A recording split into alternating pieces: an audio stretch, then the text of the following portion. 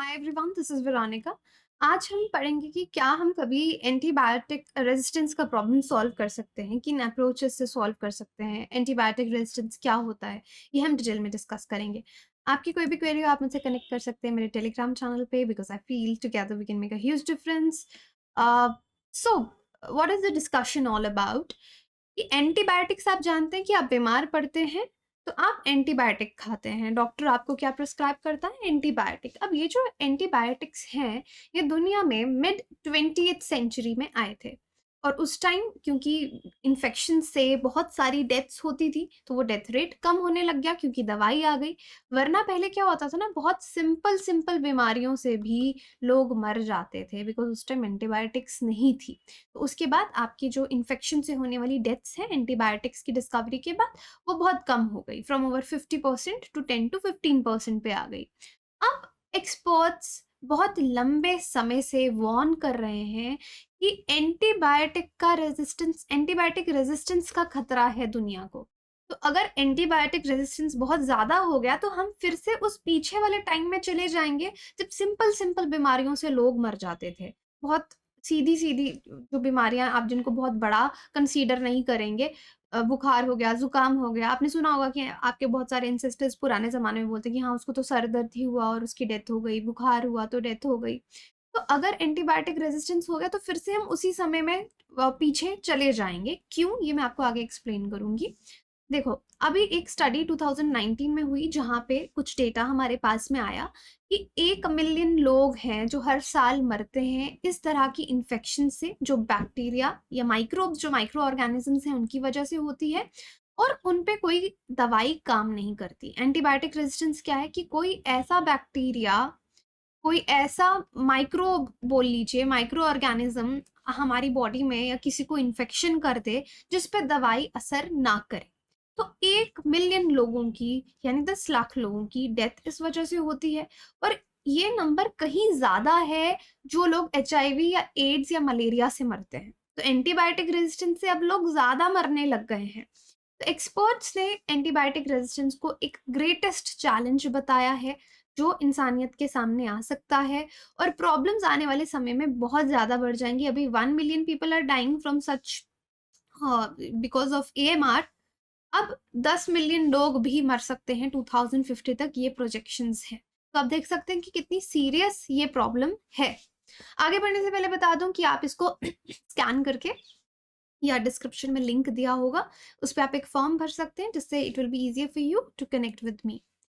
सो now, मैं antibiotic resistance बार बार बोल रही हूँ। What is antibiotic resistance? तो एंटीबायोटिक रेजिस्टेंस क्या है कि एंटी माइक्रोबियल्स, जो माइक्रोब ने आपकी बॉडी में इन्फेक्शन किया है उसको मारने के लिए हमको एंटी माइक्रोबियल जो दवाई है एंटीबायोटिक वो बनानी पड़ेगी। तो एंटी माइक्रोबियल बीमारियां क्या करती हैं? उन डिजीजेस से लड़ती हैं जो हमको माइक्रोब्स की वजह से होती हैं, चाहे एनिमल्स में, प्लांट्स में, ह्यूमंस में, कहीं पे भी। एंटीबायोटिक्स हो सकता है, एंटीवायरल हो सकता है, एंटी फंगल हो सकता है, एंटी पैरासिटिक मेडिसिन भी हो सकती हैं। और एंटी माइक्रोबियल रेजिस्टेंस क्या हो गया? जब ये बैक्टीरिया, वायरसेस, फंजाई या पैरासाइट्स धीरे धीरे चेंज हो जाएं over the period of time और ये दवाइयां उन पे असर ना करें। अगर नहीं असर करेंगी दवाइयां तो क्या होगा? ज्यादा सीरियस बीमारी होने लग जाएगी। माइक्रो ऑर्गेनिजम्स जो इस तरह का AMR यानी एंटी माइक्रोबियल रेजिस्टेंस डेवलप कर लेते हैं, उनको हम सुपर बग्स कहते हैं। Okay, I hope this is clear. So antibiotic resistance picture में देख के समझिए कैसा होता है। तो देखो, किसी की बॉडी में इन्फेक्शन हुआ इस बैक्टीरिया से, ठीक है? तो ये बीच में ब्लू बैक्टीरिया दिख रहा है। सो इस तरह का आपने उसको दवाई दी एंटीबायोटिक रेजिस्टेंस, तो ये सारे बैक्टीरिया मर गए लेकिन ये बैक्टीरिया बच गया, इस पे दवाई ने असर नहीं किया। अब ये बैक्टीरिया डिवाइड करेगा। जब ये बैक्टीरिया डिवाइड करेगा तो हमको पता है कि जो हमने मेडिसिन दी वो इस पे काम नहीं कर रही है। अगर अब ये किसी और बॉडी को, दूसरे ह्यूमन बीइंग को इन्फेक्शन करेगा तो जो दवाई हमने यहाँ दी थी वो दवाई अगर हम यहाँ देंगे तो वो असर नहीं करेगी। तो आप देख सकते हैं कि वो अपनी आबादी जो है वो बढ़ाता जाएगा और दूसरे बैक्टीरिया में भी अपना रेजिस्टेंस वो दे सकता है, राइट? तो this is how antibiotic resistance आज दुनिया में हो रहा है। एक और स्टडी है by Lancet, antimicrobial resistance world में अब सबसे ज़्यादा लीडिंग कॉज़ हो चुका है, जिससे सबसे ज़्यादा डेथ्स हो रही हैं। रेजिस्टेंस लेवल इंक्रीज़ ये जो रेजिस्टेंस लेवल है माइक्रोब्स का, ये इंक्रीज़ होता जा रहा है, लेकिन एंटीबायोटिक डेवलपमेंट इंक्रीज़ नहीं हो रही। रिसर्च एंड डेवलपमेंट दवाइयाँ बनाने में इंक्रीज़ नहीं हो रही और यहाँ पे रेजिस्टेंस इंक्रीज़ होता जा रहा है माइक्रोब्स का। 63 नई एंटीबायोटिक्स जो हैं अभी भी अप्रूवल में पड़ी हैं बिटवीन 1982 2000 सॉरी अप्रूव हो चुकी हैं 1980 से 2000 के बीच में सिर्फ 63 दवाइयाँ ही अप्रूव हुई एंटीबायोटिक्स में और 15 नए ड्रग्स जो हैं वो अप्रूव हुए 2000 से 2018 के बीच में। अब 7 डेडलीस्ट ड्रग रेजिस्टेंट बैक्टीरिया उन जो भी हैं जिनसे बहुत ज़्यादा बड़ी बीमारियां होती हैं ऐसे बैक्टीरिया वैक्सीन कुछ के खिलाफ ही है। अगर स्पेसिफिकली कहें तो सिर्फ निमोनिया और ट्यूबरकुलोसिस के खिलाफ ही वैक्सीन है, बाकियों के खिलाफ हमारे पास वैक्सीन भी नहीं है। तो एसोसिएटेड रिस्क अब देखिए, इन्फेक्शन अगर हो रही है, एएमआर रिलेटेड डेथ्स, ये डेटा आपको दिखाएगा साउथ एशिया सब सहारन में कितनी डेथ्स हो रही हैं, डायरेक्ट डेथ्स और एसोसिएटेड डेथ्स, तो नंबर आपको ह्यूज मिलेगा। तो डेथ्स जो है ड्रग रेजिस्टेंट इन्फेक्शंस एकदम तेजी से बढ़ती जा रही हैं। तो नाउ यू सी कैंसर से कितने लोग मरते हैं, डायबिटीज से, डायरियल डिजीज से, रोड ट्रैफिक एक्सीडेंट से, तो सबसे ज्यादा डेथ्स आपकी एंटी माइक्रोबियल रेजिस्टेंट इन्फेक्शंस की वजह से हो रही हैं। अब ये रेजिस्टेंस किस वजह से होता है, तो तभी आपको कहा जाता है कि प्लीज फालतू में दवाइयां खाने की जरूरत नहीं है, क्योंकि कुछ भी होता है तो भाई कोई भी एंटीबायोटिक उठाया खा लिया, क्योंकि लास्ट टाइम डॉक्टर ने दिया था इस बार भी यही खा लेते हैं। तो बहुत से लोग क्या करते हैं, स्ट्रॉन्ग एंटीबायोटिक्स खाना शुरू कर देते हैं। तो जो आपके बॉडी में बैक्टीरिया वो अगर उससे बच गया तो नेक्स्ट जिसको इन्फेक्शन करेगा या आपको ही कभी वापस इन्फेक्शन करेगा तो वो दवाई उसके खिलाफ काम नहीं करेगी। तो कहने का मतलब है कि जो बैक्टीरिया है वो बहुत ही तेज हो गया है, स्मार्ट हो गया है, इवॉल्व हो रहा है। वो एंटीबायोटिक्स के खिलाफ म्यूटेट हो रहा है। अगर हमने एक एंटीबायोटिक लाई है इस तरीके के बैक्टीरिया को मारने के लिए, ऐसी छोटी-छोटी एंटीबायोटिक्स बनाई हैं, यहाँ आके अटैच होंगी। सपोज़ ये जो बैक्टीरिया है, इसका जो सेल है उसका लॉक है, चाबी हमने बना ली तो जैसे ही ये दरवाज़ा खोल के जाएगा इसको ख़त्म कर देगा। लेकिन अब उस बैक्टीरिया ने अपनी शेप चेंज कर ली। तो एग्ज़ैक्टली शेप चेंज नहीं करता, समझाने के लिए that it has changed it's lock, उसने अपना लॉक चेंज कर दिया। आपकी पुरानी वाली चाबी अब उसके खिलाफ काम नहीं करेगी। तो इस तरीके से बैक्टीरिया रेजिस्टेंस बनाते जा रहे हैं। एक और तरीके से भी बैक्टीरिया रेजिस्टेंस बनाते हैं कि वो इस तरह की प्रोटीन्स बनाते हैं जो एंटीबायोटिक को मॉडिफाई कर देती हैं। जो चाबी आप भेज रहे हैं उसी को चेंज कर देती हैं, ठीक है? या फिर वो चाबी जिस ताले पे लगनी है उस ताले को चेंज कर देते हैं। तो this is how antibiotic resistance take place. So okay, ये चीज़ मैंने आपको बता दी है। अब antibiotic consumption in food animals. अब जिन जानवरों को खाया जाता है उनमें भी रेजिस्टेंस अगर हो जाता है, antibiotics that are critical to human health are commonly used for growth promotion in poultry.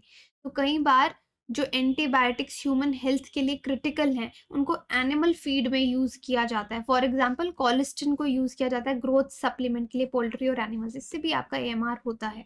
और फार्मास्यूटिकल इंडस्ट्री में भी बहुत ज़्यादा पोल्यूशन हो गया है। तो अब बात आती है क्या हम इसको सॉल्व कर सकते हैं, कि किस तरह से एंटीबायोटिक रेजिस्टेंस का प्रॉब्लम सॉल्व हो। तो ऑब्वियसली आपको बहुत रिसर्च एंड डेवलपमेंट की ज़रूरत है। बहुत बड़ी-बड़ी कंपनी ने एंटीबायोटिक्स में उनकी रिसर्च में पैसा लगाना बंद कर दिया क्योंकि उनको उसमें कोई बेनिफिट नहीं दिख रहा, कमर्शियल साइड उनकी डाउन जा रही है। और जो छोटी कंपनीज़ एंटीबायोटिक्स बनाने में काम कर रही थी, उनके पास पैसा बर्न आउट हो जाता है, खत्म हो जाता है, तो वो आगे रिसर्च को कंटिन्यू नहीं कर पाती, क्लिनिकल ट्रायल्स तक पहुँचा नहीं पाती।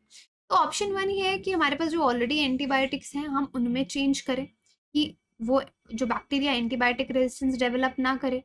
ऐसा कर सकते हैं, कुछ समय तक उसको चेंज कर सकते हैं, लेकिन हमारे पास ऐसे इनफाइनाइट चांसेस नहीं है। तो आगे जाके हमको दिक्कत आ जाएगी। अगर हम इतना ज़्यादा चेंज करेंगे तो शायद वो ह्यूमंस के लिए टॉक्सिक हो जाएगा। दूसरा ऑप्शन है कि हम नई दवाइयाँ बनाएं, लेकिन नई दवाइयाँ बनाने के लिए आपको मोर बजट की ज़रूरत है, रिसर्च इनोवेशन की ज़रूरत है। 1980s या 2000s के बाद कुछ खास एंटीबायोटिक्स डेवलप हुई नहीं है। फिर आगे हमारे पास ऑप्शन आता है मशीन लर्निंग, आर्टिफिशियल इंटेलिजेंस, इन चीज़ों को यूज़ करके अगर हम कुछ नई एंटीबायोटिक्स डेवलप कर पाएँ, कॉम्बिनेशन ऑफ कंपाउंड्स ला पाएँ, तो अल्टीमेटली रिसर्च एंड डेवलपमेंट की यहाँ पे बहुत ज़्यादा ज़रूरत है। तो ग्लोबली एक फाइट जो है एंटीबायोटिक रेजिस्टेंस के खिलाफ, जो जितना तेज़ी से होनी चाहिए वो नहीं हो रही। हम उसके लिए इतना काम नहीं कर रहे। कोविड-19 वैक्सीन्स में ही आपने देखा कि बहुत ज़्यादा इंटरनेशनल एफर्ट डाल के भी कोई बहुत बड़ा सॉल्यूशन हम नहीं ला पाए। तो इसी तरह से जो कंपनी है उन्होंने अपने प्रोग्राम्स भी बंद कर दिए, जिसका इफ़ेक्ट हमको देखने को मिल रहा है। अभी देखिए एएमआर एक्शन के लिए कि एंटीबायोटिक माइक्रोबियल रेजिस्टेंस ना हो, केरला ने कहा है कि फार्मेसीज़ में, केमिस्ट की शॉप में आपको दवाइयाँ विदाउट मतलब स्पेशली एंटीबायोटिक्स विदाउट प्रिस्क्रिप्शन नहीं बेचना है। अदरवाइज़ लोग सीधा जाते हैं, 2-3 दवाइयाँ सबको रटी होती हैं एंटीबायोटिक्स, केमिस्ट को बोलते हैं हमको दवाई दे दो। तो yes, this is a good step. ये हमारे देश में वैसे भी बिना प्रिस्क्रिप्शन के लोग दवाइयाँ ले लेते हैं, वो अलाउ नहीं होना चाहिए, बिना प्रिस्क्रिप्शन के दवाई नहीं मिलनी चाहिए। तो दैट इज़ इट। बाकी आप अपनी प्रिपरेशन हमारे साथ आसान कर सकते हैं, मुझसे कनेक्ट कर सकते हैं। अनअकैडमी पे आपको बहुत से एडुकेटर्स मिलते हैं, जो आपको बहुत अच्छे से पढ़ाते हैं। एक सब्जेक्ट के आपको 2-2, 3-3 एडुकेटर्स मिलेंगे। फिलहाल बहुत बड़ा डिस्काउंट चल रहा है 20% जो आपको मेरे कोड पे मिलेगा और मेरी तरफ से मेंटोरशिप भी मिलेगी। तो आप देख सकते हैं कि कोर्स के प्राइसेज़ बहुत सस्ते हो गए हैं, lot of money you can save. और लेकिन ये वैलिड सिर्फ 28 जनवरी तक ही है, आपको यही कोड यूज़ करना है प्लस या आइकॉनिक कोर्स अगर आप लेना चाहते हैं। इन कोर्स के बारे में कुछ भी समझना है तो आप मुझे टेलीग्राम पे कनेक्ट कर सकते हैं। आरएम बैच हमारा 27 से शुरू है, 0% ईएमआई पे भी आप कोर्स ले सकते हैं। ऑफलाइन पढ़ना चाहते हैं तो ओल्ड राजेंद्र नगर में अब बैच हमारा शुरू होने वाला है 4th से, तो आप यहाँ पे भी पढ़ सकते हैं। अर्ली बर्ड ऑफर भी 1,05,000 रुपए में आपको मिल रहा है। 8 AM to 10:30 AM आपका क्लास होगा। फ्री इंटरव्यू गाइडेंस है, you can tell your friends about it. Thank you so much.